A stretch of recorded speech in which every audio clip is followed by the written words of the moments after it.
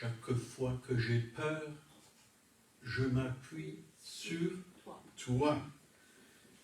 C'est un très beau chant parce que justement le thème de ce soir, c'est l'aimant de la peur ou l'aimant de la foi. La foi attire les bénédictions de Dieu, mais la peur attire aussi plein de choses. Par exemple, si vous avez peur devant un chien, vous passez à côté, il le sent. Il sent votre peur. Et il risque de vous mordre. Mais si vous avez la foi, et qu'un chien vient comme ça, courir vers vous, ça m'est arrivé, j'étais dans un pré, puis je priais. Ce n'est pas un chien qui est venu vers moi. Il y en avait deux. Des bergers allemands, des grands bergers allemands. J'ai entendu tout. Pendant que je priais, j'étais à genoux, puis j'ai entendu ce bruit, j'ai levé la tête, j'ai vu deux bergers allemands. Et ils sont arrivés à 1 mètre de moi, je me suis levé, j'ai fait « Jésus !» Et ils ont fait demi-tour et ils sont partis. Vous voyez, quand on a la foi, on fait fuir ce qui est mauvais, ce qui est mal. Et je faisais du porte-à-porte, même ici en Alsace, pendant 1 an. On était toute une équipe, on a formé toute une équipe et tous les samedis, on faisait du porte-à-porte. Et il y a un chien qui est venu, on avait des sacs avec les calendriers qu'on distribuait aux gens. Et il y en a un qui est venu, mais vraiment méchant. Il a essayé de nous sauter dessus et même il a mordu sur le sac, mais on l'a chassé au nom de Jésus et il est parti. Et une autre fois, c'était en Suisse, pareil, des histoires de chiens, bien sûr. Je suis rentré, je faisais aussi du porte-à-porte, il n'y avait pas de sonnette, puis je suis rentré par le portail jusqu'à la maison. C'était une grande maison, une belle maison.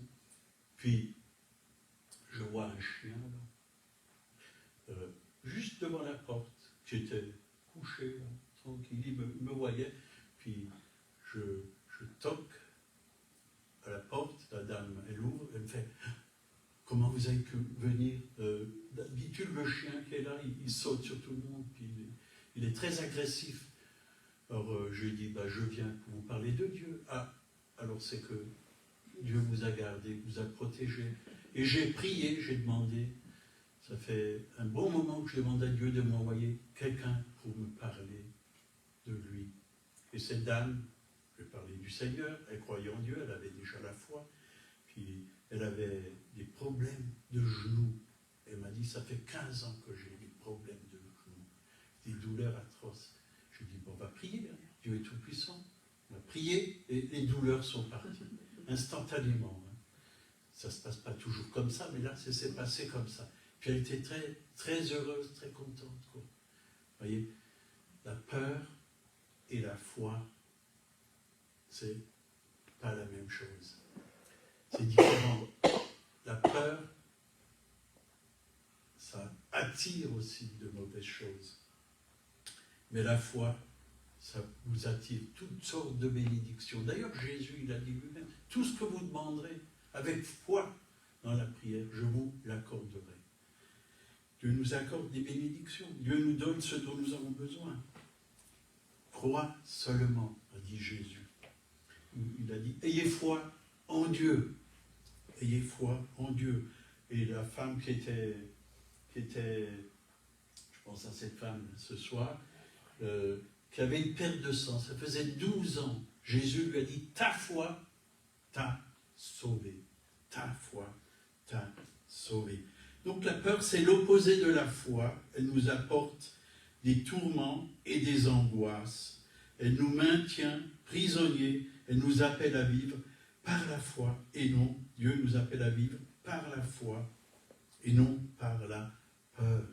Bien sûr qu'aujourd'hui, on pourrait avoir peur de toutes sortes de choses. Encore aujourd'hui, on a vu qu'à Strasbourg, dans une école, il y a un jeune homme de 14 ans avec un couteau qui a frappé une femme qui était prof de musique dans le visage. Vous voyez, et combien de fois on entend des gens qui reçoivent des coups de couteau en ce moment. Combien de fois? Plusieurs fois. Mais croyez que Dieu est là. Croyez que Dieu vous protège. Ayez foi en Dieu. Seigneur, protège-moi par ton sang précieux. Mets des anges autour de moi. Ça, c'est quand on a la foi. Je sais que tu es là. Je sais que tu me protèges. Je sais que tu es avec moi. Et je ne crains rien. Si 1000 tombent à mes côtés, 10 000 à ta droite, qu'est-ce qu'il est marqué? Cela ne m'atteindra pas. Aucun mal ne m'atteindra. Car tu mettras des anges autour de moi. Psaume 91. Oui. Donc, 2 Timothée 1, verset 7. Car ce n'est pas un esprit de timidité que Dieu nous a donné, mais un esprit de force, d'amour et de sagesse. La timidité est souvent l'expression de la peur. Elle nous empêche de parler de Jésus, de prêcher l'évangile, de prier, de s'engager avec Dieu. Je suis timide, je ne peux pas parler de Jésus à quelqu'un. Mais Dieu désire vraiment qu'on surmonte cette timidité, parce que ce n'est pas un esprit de timidité que Dieu nous a donné. Il ne nous l'a pas donné. Donc on ne l'a pas. On l'a pas. Cet esprit de timidité vient encore de ta vieille vie. Il vient du monde, de ta chair. Tu peux prendre autorité sur cet esprit de timidité. Moi-même, j'avais cet esprit de timidité au tout début de ma conversion. D'ailleurs, une semaine après ma conversion, j'étais en Suisse et il y avait une grande salle où on a évangélisé. Il y avait à peu près, je ne sais pas, 500 personnes dans cette salle. Puis on m'a dit, viens témoigner ce que Jésus a fait dans ta vie. Je ne savais même pas ce que ça voulait dire, viens témoigner. Alors j'ai dit, qu'est-ce que je dois dire? Il me dit, ben, raconte comme Jésus a fait dans ta vie. Ils m'ont donné le micro, puis voilà, toutes les paroles sont sorties. Et ça s'est très bien passé, j'avais la paix. Et voilà, j'ai vu qu'avec le Seigneur, on peut faire. On peut faire. Quand on nous demande quelque chose, on peut le faire. Je puis tout par Christ qui me fortifie. Oui, de nous-mêmes, on ne peut peut-être pas. Il y a des choses qu'on ne peut pas faire. Mais quand Dieu met son onction sur nous, on peut. On peut. On y arrive. On arrive à témoigner. Et quand j'ai fait du porte-à-porte, j'ai fait 3 ans du porte-à-porte, toutes les semaines, et j'ai pu témoigner à toutes sortes de personnes, des médecins, des docteurs, des avocats même, à toutes sortes de personnes, à des rockers. Vous savez ce que c'est un rockers, avec des grosses motos et tout ça. J'ai pu leur témoigner. Je n'avais pas peur de parler de Jésus. Donc, la peur comme la foi sont des aimants qui attirent. Et dans la Bible, il est écrit 365 fois « Ne crains point ». Donc, on n'a pas à avoir peur. Celui qui est en nous est plus grand que celui qui est dans le monde. Avec Dieu, nous ferons des exploits. Alléluia. Des exploits. Donc la foi attire les bénédictions de Dieu. La peur vient du diable. La foi vient de Dieu. Vous savez, dans le jardin d'Éden, il n'y avait pas de peur. Tout était beau et paisible. Le Seigneur a dit à Adam et Ève, vous pouvez manger de tous les arbres du jardin, sauf l'arbre de la connaissance du bien et du mal. Car le jour où tu en mangeras, tu mourras, certainement. Et voilà. Ils ont désobéi. Et qu'est-ce qui s'est passé? Adam et Ève se sont cachés derrière les arbres. Alors quand le Seigneur est venu, il a dit, vous êtes cachés derrière les arbres, vous avez certainement désobéi à l'ordre que je vous ai donné. Et ils ont eu peur. Il n'y avait pas de peur, ils ont eu peur. Alors que Dieu était un père pour eux. Dieu était bon. Dieu voulait que leur bien. Et spirituellement, il y a eu la mort qui est venue dans leur esprit et dans le corps des années et des années plus tard. Parce que le salaire du péché, c'est la mort. Ça commence dans l'esprit, mais ça va aussi dans le corps.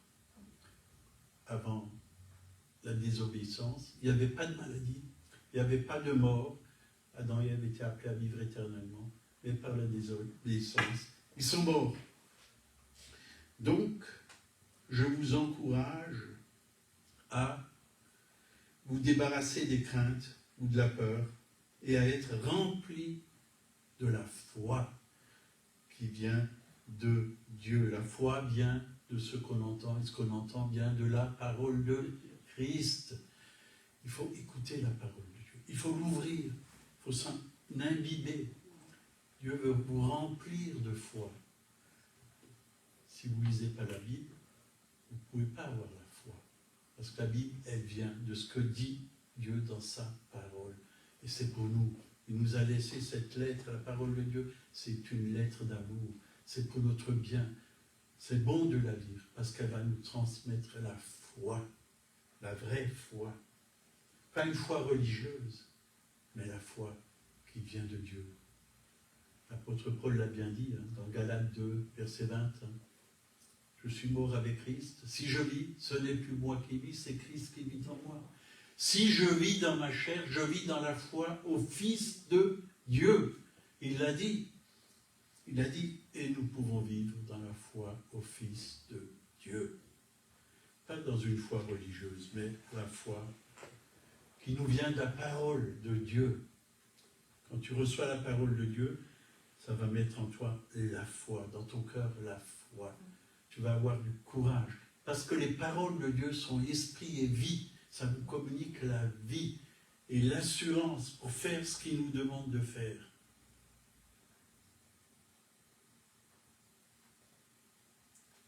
« 1 Pierre, chapitre 5, versets 8 et 9. « Soyez sobres, veillez. Votre adversaire, le diable, rôde comme un lion rugissant, cherchant qui il dévorera. Résistez-lui avec une foi ferme. » Une foi ferme. Si vous n'avez pas cette foi ferme, comment vous allez pouvoir résister au diable? Sachant que les mêmes souffrances sont imposées à vos frères dans le monde. Donc, le diable est comme un lion rugissant. Mais ce n'est pas un lion rugissant. Il est comme, il imite. Mais le vrai lion qui peut rugir, c'est Jésus-Christ. Il est le lion de la tribu de Juda. Et quand le lion de Juda rugit, ben, tous ses ennemis s'en vont. Il fuit parce qu'il est tout puissant. Et tous ses ennemis le savent.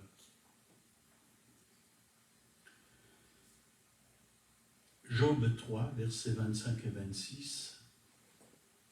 Ce que je crains, c'est ce qui m'arrive.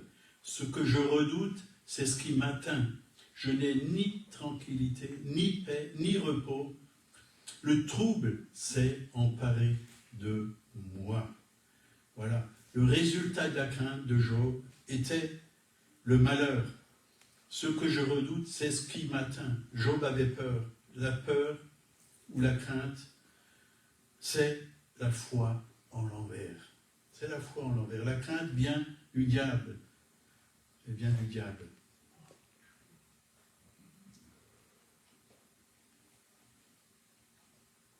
Donc, Job vivait dans la peur, pas dans la foi. La peur, c'était croire de travers.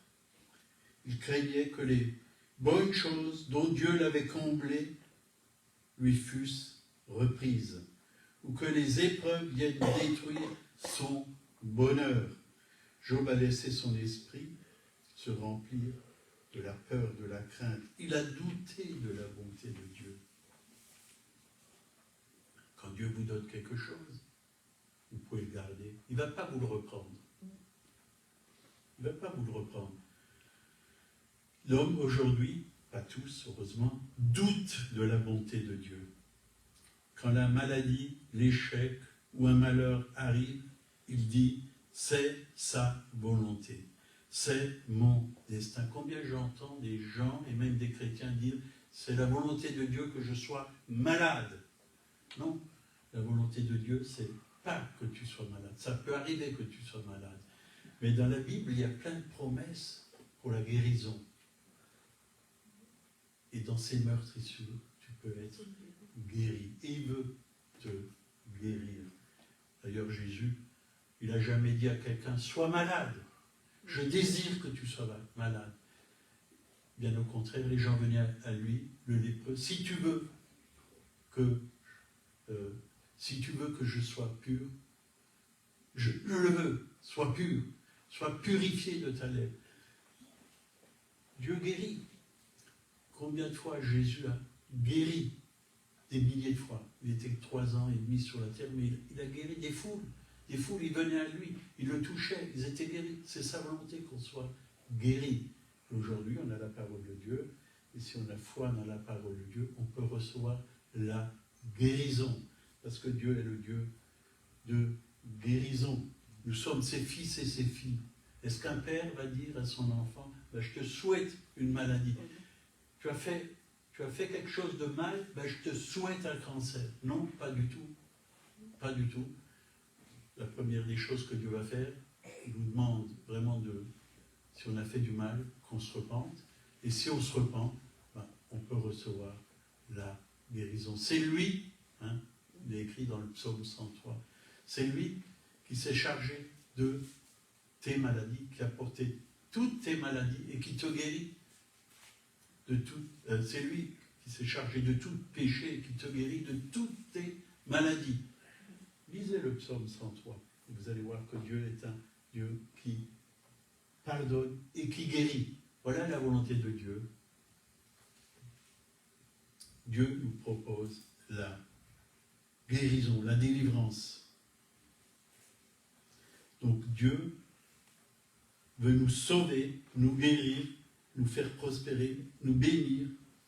Il aime faire cela. C'est sa nature. C'est conforme à son profond désir.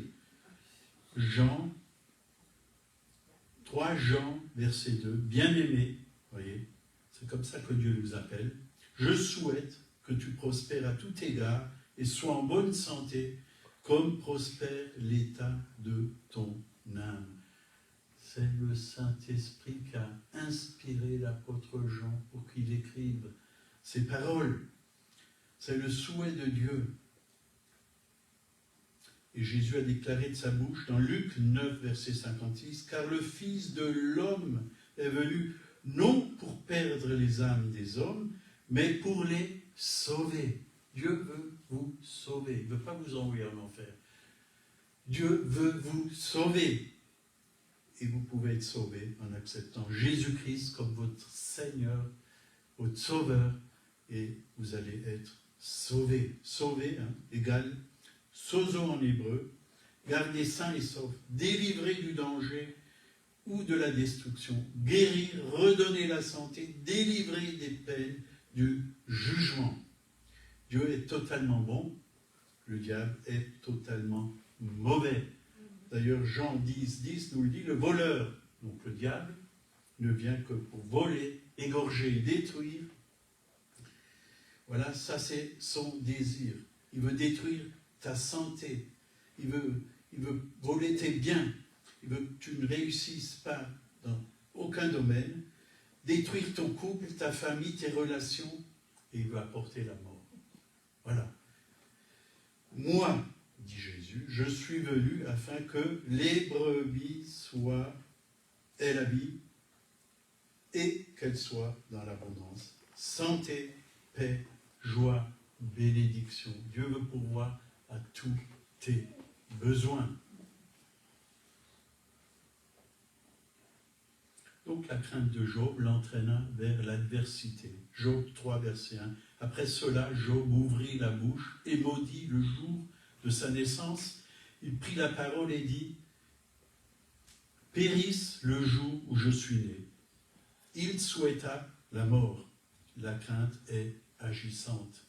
Tout autant que la foi, elle est puissante dans son propre domaine, comme la foi dans le sien. La crainte est la conséquence de croire déréglé. Déréglé, la foi est le produit de façon de croire bien réglée. La crainte est l'absence de la foi.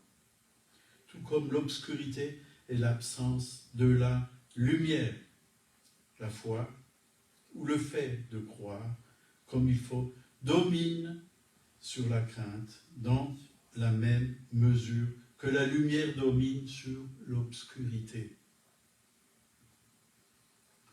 1 Jean 5, verset 4. Et ces commandements ne sont pas pénibles, parce que tout ce qui est né de Dieu, donc est-ce que vous êtes né de Dieu? J'entends pas beaucoup d'amen, ni de oui. Est-ce que vous êtes né de Dieu? Amen. Triomphe. Tout ce qui est né de Dieu triomphe du monde, et la victoire qui triomphe du monde, c'est notre foi. C'est notre foi. Comment Job fut délivré de sa crainte et de sa maladie? Gloire à Dieu.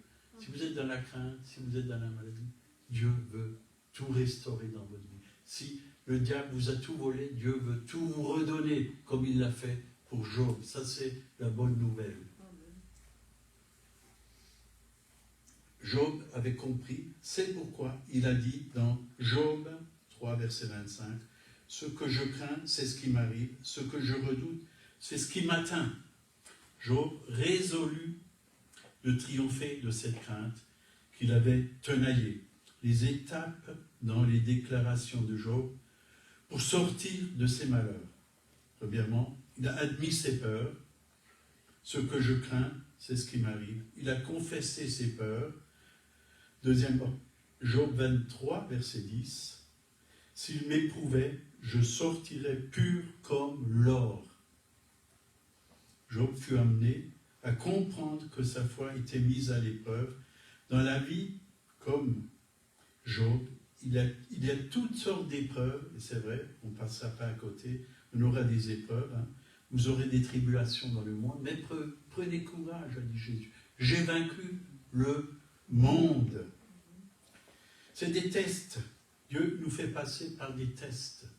Moi, je suis passé par plusieurs tests, que ce soit financier, que ce soit pour le travail, et toutes sortes de tests, parce que Dieu veut voir que si on nous enlève tout, si on a encore la foi.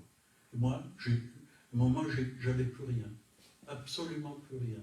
J'avais les poches vides, totalement vides, plus un sou, j'avais pas de travail, j'avais pas d'appartement, j'avais plus rien. C'était des tests, mais j'avais Dieu. Et je savais que si j'avais Dieu, j'avais tout. Et j'étais heureux.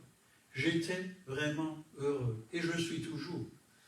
Parce que j'ai su que Dieu pourvoira à tous mes besoins selon sa richesse, avec gloire en Jésus-Christ.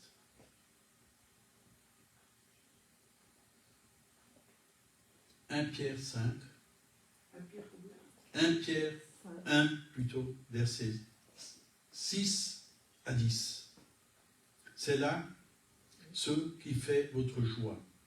Quoique maintenant, puisqu'il faut, vous soyez attristés pour un peu de temps par diverses épreuves, afin que l'épreuve de votre foi, plus précieuse que l'or périssable, qui cependant est éprouvée par le feu, ait pour résultat la louange, la gloire et l'honneur lorsque Jésus-Christ apparaîtra, lui que vous aimez sans l'avoir vu et qui, vous croyez, sans le voir encore, vous réjouissant d'une joie ineffable et glorieuse, parce que vous obtiendrez le salut de vos âmes pour prix de votre foi. Donc, je vous encourage à garder la foi. La foi, c'est quelque chose de précieux. Jésus a dit, si je reviendrai dans la fin des temps, est-ce que je trouverai encore la foi sur la terre? Est-ce que Jésus trouve encore la foi sur la terre? On peut bien commencer dans la vie chrétienne, mais on peut mal finir. Je n'ai vu beaucoup qui ont mal fini. Ils ont tout perdu, ils ont perdu la foi, ils ont tout perdu.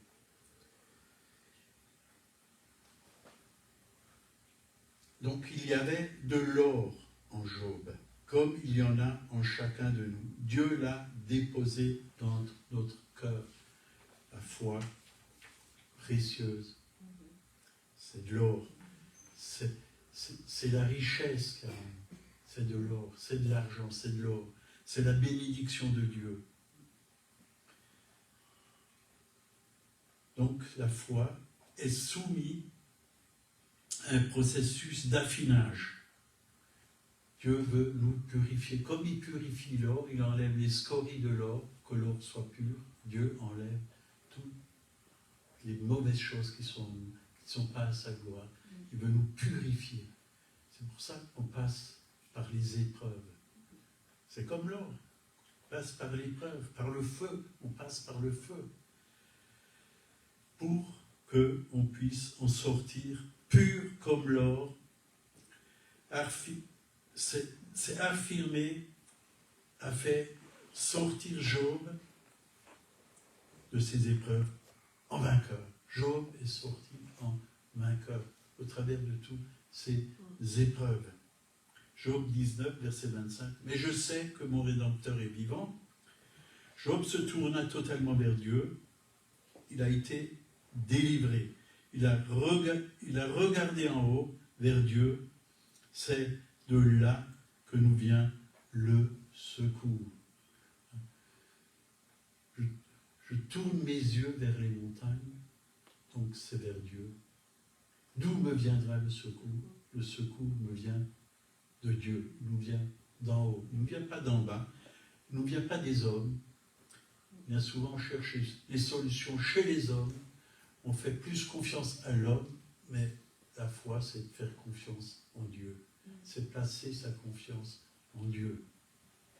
Bien sûr qu'un homme qui est rempli de Dieu, il peut t'aimer, il peut te conseiller, mais il faut que nous-mêmes, nous tournons vers Dieu. Vous savez, au début du mariage, ma femme, je l'ai entendu me dire, oh bah, de toute façon, mon mari il a la foi, donc je n'ai pas besoin d'avoir la foi. Hein. Plusieurs fois elle a dit ça, mais elle a vu qu'elle avait besoin de sa propre foi. Et elle a cherché, elle a creusé dans la parole de Dieu. Aujourd'hui, c'est une femme de foi. Amen. Job 42, verset 2. Mon mari prie. Hein. Pour moi, j'ai plus besoin de prier. On peut avoir toutes sortes de raisonnements. Vous savez. Le pasteur, il a la foi pour les autres. Non, non, non, non. Ta foi t'a sauvé. Ce n'est pas la foi du pasteur qui va te sauver. Bien sûr, si le pasteur a la foi et toi tu as aussi la tienne, quand on prie ensemble, ça fait boum. Il y a tout qui saute. Hein. Tout ce qui n'est pas la gloire de Dieu, ça saute, ça part. Job 42, verset 5. Mon oreille avait entendu parler de toi, mais maintenant mon œil te voit. Alléluia. Mon œil t'a vu. Si tu crois, tu verras la gloire de Dieu. Oui? Sans la foi, on ne peut pas être agréable à Dieu. On ne peut pas être agréable à Dieu. Aujourd'hui, nous voulons d'abord voir pour croire. Mais la foi, c'est croire, et après, tu verras. Jean 20, versets 24 à 29. Hein. Ça, c'est Thomas, hein, qui dit au verset 25, « Si je le mets dans ses mains, la marque, si je le vois dans ses mains, la marque des clous, et si je le mets mon doigt dans la marque des clous, et si je le mets ma main dans son côté, je ne croirai point. » Thomas marchait par la chair. Il voulait voir, sentir, toucher avant de croire. Mais la foi, c'est croire. Même si tu ne vois pas. Croire à la parole de Dieu. Croire à la parole de Dieu. Verset 28, Jésus lui dit, parce que tu m'as vu, tu as cru. Heureux ceux qui n'ont pas vu et qui ont cru. Job a placé sa foi en Dieu et a été béni au double. Job 42, verset 10, l'Éternel rétablit Job dans son premier état, quand Job eut prié pour ses amis, et l'Éternel lui accorda le double de tout ce qu'il avait possédé. Le double. Dieu lui a tout rendu et lui a même donné plus. Le double. La double portion. Oui. Dans la parole de Dieu, il est parlé de la double portion. Dieu ne veut pas nous donner simplement un peu, mais beaucoup, parce qu'il nous aime. Il veut nous bénir abondamment pour qu'on puisse bénir ceux qui sont autour de nous. C'est ça sa volonté. C'est ça sa volonté. Donc tout fut rendu à Job au double. La foi de Job, mise en pratique, le plaça en contact direct avec son Rédempteur, qui, pour lui, changea l'ordonnance des choses. Il fut fait pour lui selon qu'il avait cru. Il crut à la délivrance de la crainte. Il a reçu selon la mesure de sa foi, en double, abondance. Donc c'est pour ça que Jésus est venu, que nous ayons la vie en abondance. La foi, c'est plus que croire en Dieu. Il vous faut croire non seulement qu'il existe, il y en a beaucoup qui croient en Dieu, je suis croyant, mais pas pratiquant. Hein. Bon, je crois en Dieu, mais je suis croyant, mais pas pratiquant. Combien de fois on entend ça? Il nous faut croire non seulement qu'il existe, mais aussi qu'il vous délivrera bien plus qu'il nous délivre maintenant. Maintenant, qui pourvoit, qui vous délivre maintenant, qui pourvoit maintenant, qui vous guérit maintenant. La foi, c'est maintenant. Maintenant. Même si vous ne sentez pas que vous êtes guéri tout de suite, il faut croire. Il faut croire. Nous avons besoin de croire en Dieu de la bonne manière. Donc, je ne vais pas tout vous lire parce qu'on va prier. Luc 8, verset 22 à 25. Donc, verset 25, je leur dis, où est votre foi? Les disciples croyaient plus à la tempête que à la parole de Jésus. Au verset 22, donc, il leur dit, passons de l'autre bord, de l'autre côté du lac. Leur foi a été détournée par la peur des vagues, du vent. Ils croyaient qu'ils allaient couler, mais ils ont dit, Maître, Maître, nous périssons. Ils ont vu la mort. Jésus a mis sa foi en action. Il menaça le vent et les flots qui s'apaisèrent et le calme revient. Donc les disciples, ils auraient pu eux-mêmes prendre autorité sur la tempête. Ils avaient ce pouvoir.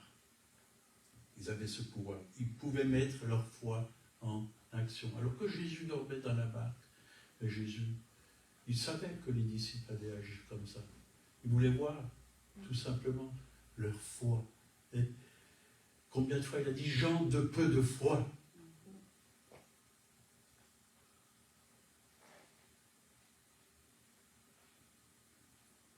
Quand vous avez peur, Jésus vous pose cette question. Où est votre foi? Où est votre foi? Elle est peut-être dans ta poche, mais ce n'est pas dans ta poche qu'elle doit être. Elle doit être dans ton cœur. Elle doit être dans ton cœur.